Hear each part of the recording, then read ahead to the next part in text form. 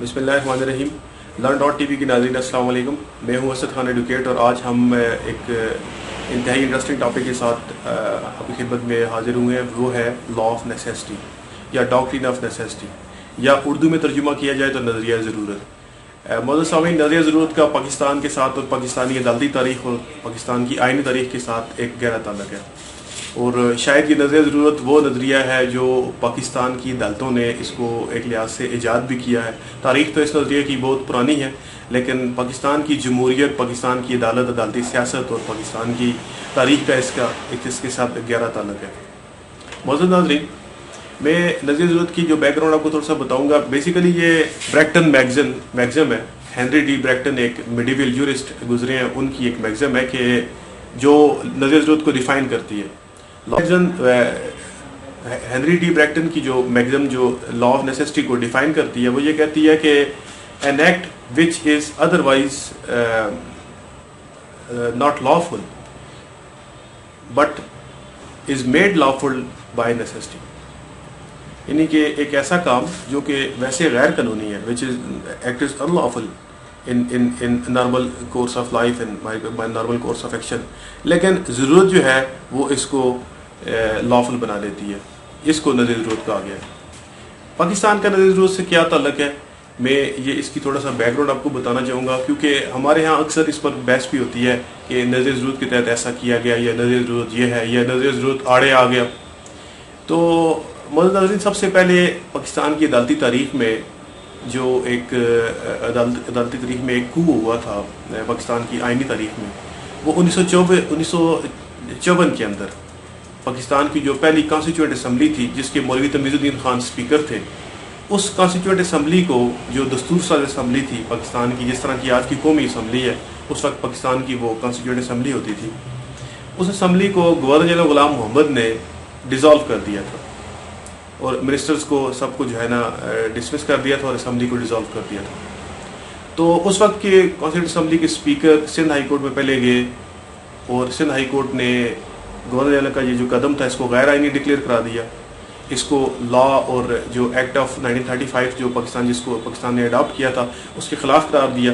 तो फिर जो फेडरेशन ऑफ पाकिस्तान थी, या गवर्नर जनरल वाला मोहम्मद थे, फेडरल गवर्नमेंट जो थी, वो अपील में सुप्रीम कोर्ट में आ गई। तो सुप्रीम कोर्ट के जो चीफ जस्टिस थे, जस्टिस मोहम्मद मुनीर, उन्होंने गवर्नर जनरल का इस गैर कानूनी कदम जो था, ये गैर आइनी जो कदम था, जिसने हमारी आइनी तारीख़ को, जिसने हमारी जमहूरी तारीख़ को डीरेल करने में जिसकी बुनियाद रखी, और यही कदम आगे के मार्शल लॉ की भी बुनियाद बना, जस्टिस मुनीर ने इसको वैलिडेट कर दिया और उसके इस कदम को उनको हक बिजानब करार दे दिया और उनके हक में फ़ैसला दे दिया था जनरल गुलाम मोहम्मद के हक में। जस्टिस मुनीर ने जहाँ इस फैसले को आइन साज असम्बली के तोड़ने के फैसले को दुरुस्त करार दिया, जहाँ उसकी और भी दलीलें गढ़ी, उसमें जो सबसे बेसिक जो लॉजिक उसने गढ़ी वो डॉक्ट्रिन ऑफ नेसेसिटी करार दी कि ये कदम है तो गैर कानूनी है, गुलाम मोहम्मद का असम्बली तोड़ने का कदम गैर कानूनी है, लेकिन नज़रिया ज़रूरत के तहत हम इसको कानूनी करार देते हैं।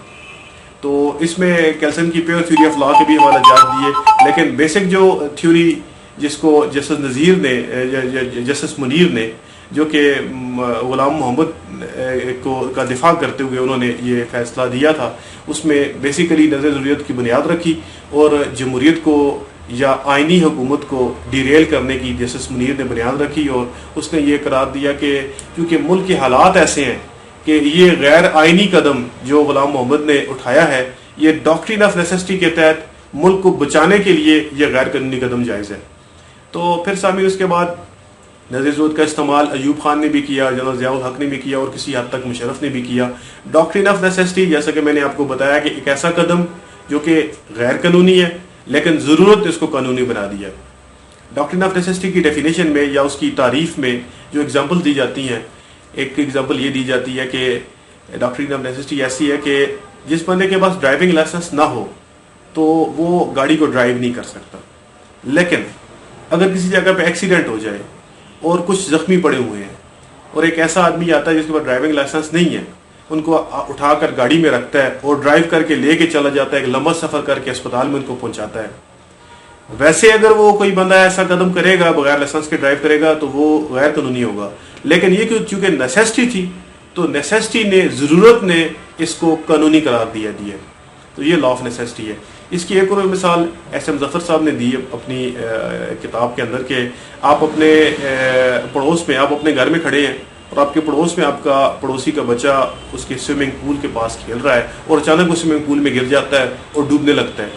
تو آپ بھاگ کے جاتے ہیں، پڑوسی کی دیوار پھلانگتے ہیں، اس کے گھر میں گھستے ہیں اور بچے کو بچا لیتے ہیں.